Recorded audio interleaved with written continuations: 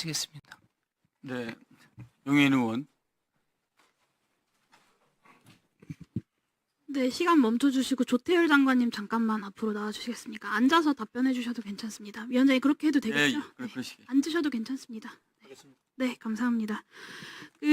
집무실에 들어갔더니 윤석열 대통령이 바로 계엄한다 이렇게 설명을 했다고 하셨어요. 추가 국무위원 소집 전이죠. 네.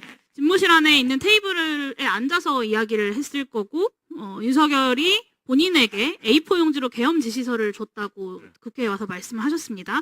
그 지시서가 테이블 위에 올려져 있었나요? 아니면 다른 곳에서 꺼내서 직접 주던가요? 그냥 제가 앉자마자 이렇게 건네주면서 비상계엄 선포하려고 합니다. 그렇게 말씀했습니다. 그렇게만 말씀하셨습니까?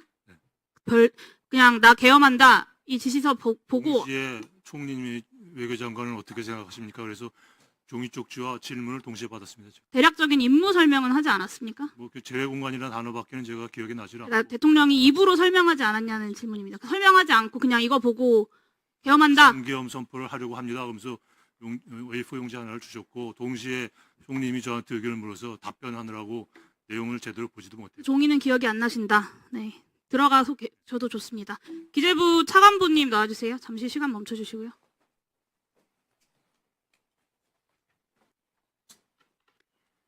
예, 기재부 차관보입니다.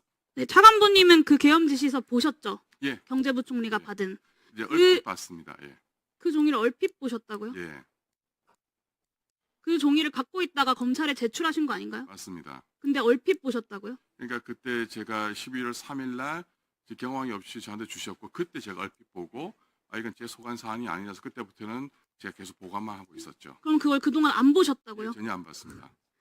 그 계엄 지시서가 워터마크가 찍혀있는 좀 공식적인 형식이었습니까? 그건 제가 아니면 확실히 기억하는데 그냥 평범한 A4 용지였습니다. A4 용지에 글씨만 써 있었습니까? 예, 글씨만 손글씨였습니까? 출력된 형태였습니까? 출력된 형태였고 그 글씨 크기 약간 컸던 걸로 기억을 하고 있습니다. 대통령실의 공식 문서 같은 전혀 형식은 그렇지 전혀 아니었다는 않습니다. 말씀이신 네. 거죠?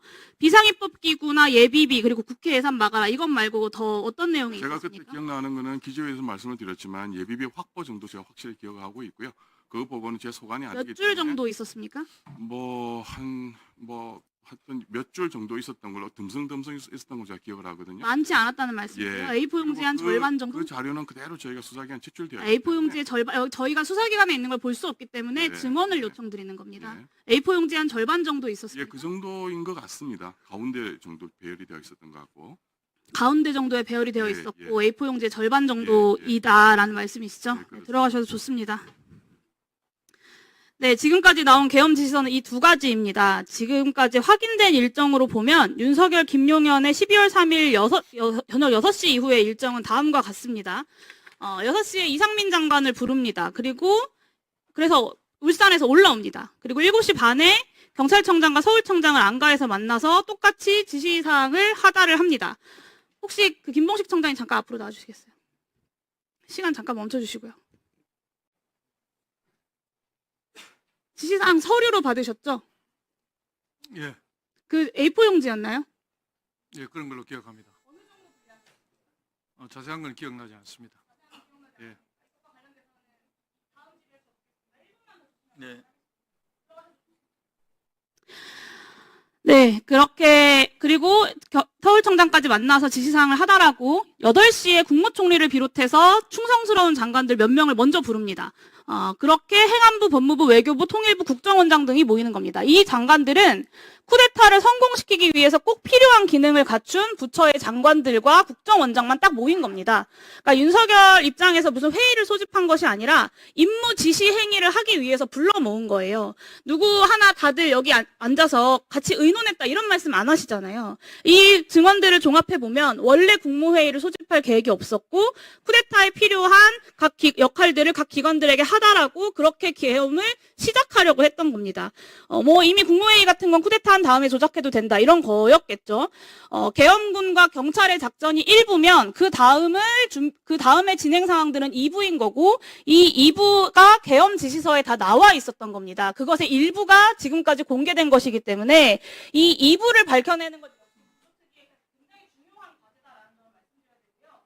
20시에서 21시 사이에 먼저 모인 장관님들 중에 지시사항을 받지 않았다라고 하시는 분들은 안 받았다고 거짓말을 하거나 아니면 미리 지시사항을 알고 있었다라는 것을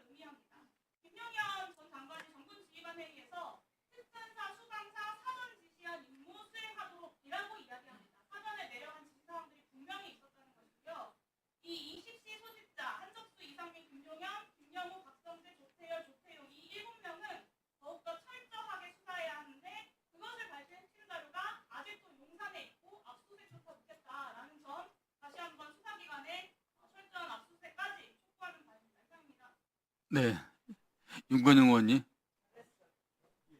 앞서서 네.